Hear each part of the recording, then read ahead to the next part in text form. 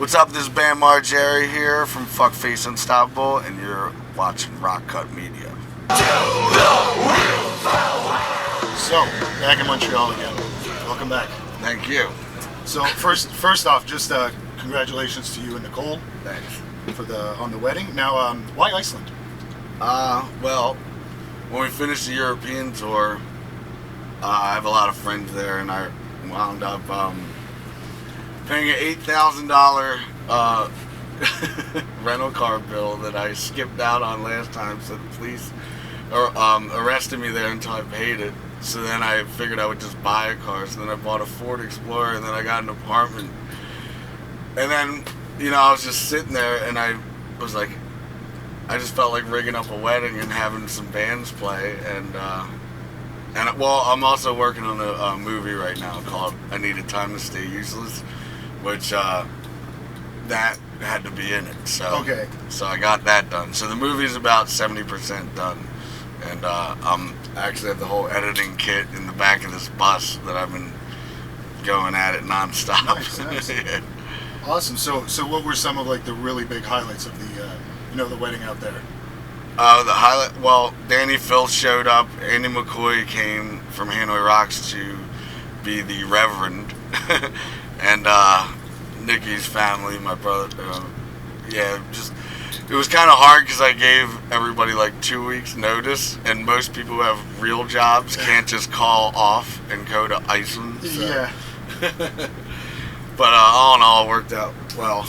Very nice, very nice. Actually, as you saw, we brought a little treat there, some schnapps. Brannevin. If you have a couple of shot glasses, you can take a shot here.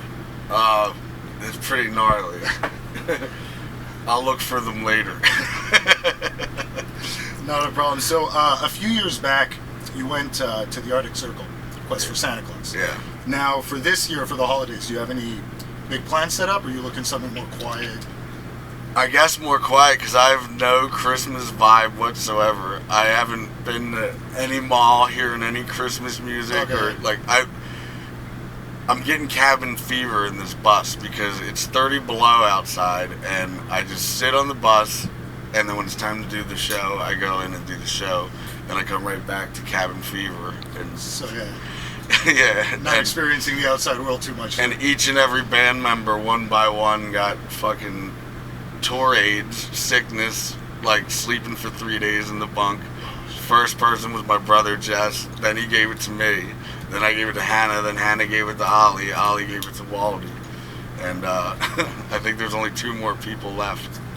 I remember last time we had spoke, you had mentioned a little accident, a scooter accident in Bali. The band-aid there on the head, was that from something nuts that happened over the tour recent, or? I got in this in Bali, Indonesia. It's like scooter mayhem, like 20 going this way, 20 going that way, and the drummer, I was on the back of his scooter, and he hit a fucking curb going too fast, and I went flying into a ravine and fucked my shoulder up and head. Have there been any more incidents since then, or? Well, I got in this pretty gnarly fight where I was in the middle of the road in Scandinavia, and it was 4 in the morning, and I'm with the filmer, and we're trying to get a close-up of the sculpture, and this car comes up and hits me in the leg. I'm like, you could have went around, you fuckhead. You could have went around, you dumbass. And then he gets out, punches me in the stomach, and I have all these rings on, so I pound his fucking face in, and then he goes into his trunk and got a gun, and I ran for the hills. I hid into a bush for like 30 minutes, but it's all on film. Oh, nice. And it's in the movie, but that was probably the gnarliest thing. Like, I ran for my life to the point where I was like barfing up everything and like just so out of breath. Like, I think I probably ran a mile in 6 minutes. I couldn't do that since I was 17. Fuck. You also had this interesting story last time of the time you sharted on one of your best friends on the tour bus. Has there been any other pranks since then, or? Well, that was a mere accident, but it happened to Novak, so I don't give a fuck. But he was sleeping right here, and then I ripped the fart on him, and Chad from CKY was laughing so hard about it that I was trying to muster up another one.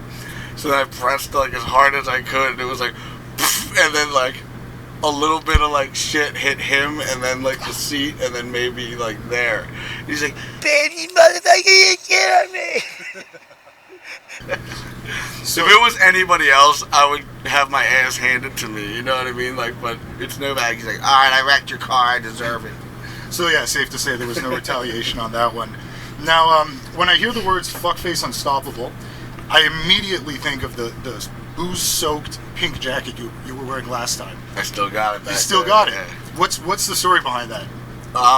This guy Monday, who's a clothing designer from Iceland, I just wanted something crazy for the video, so that's what he came up with, and it's actually really warm, so it's really easy to throw it on and walk around and be comfortable. You've had a very successful career in TVs and movies with Jackass and Viva La Bam.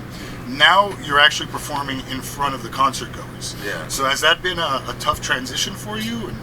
I like it. I always wanted to do it. I just didn't know that I had the voice. Okay. Like it was kind of like I think I grabbed the mic during a band practice at my house one day, and I usually would be like, "All my friends are dead, all my friends," and then I went, "All my friends are dead, all my friends are dead, we got trapped out of bed, all my friends are dead." So that's it, Fuckface Unstoppable was born right then and there. Yeah. Walk us through, a Fuckface Unstoppable gig, starting with when you get to the venue. Well, usually Novak sings naked on stage before I go on. Phil Collins coming in the air tonight, but he's banned from Canada because he's a felon, so he's not here. So then we just try to get the crowd riled up, and Rubbish, he's a singer and the drummer, but he runs around with me, gets into the crowd. If there's any kind of stage diving type stuff around, we do that. Sometimes I tase his dick. Sometimes I punch the fans.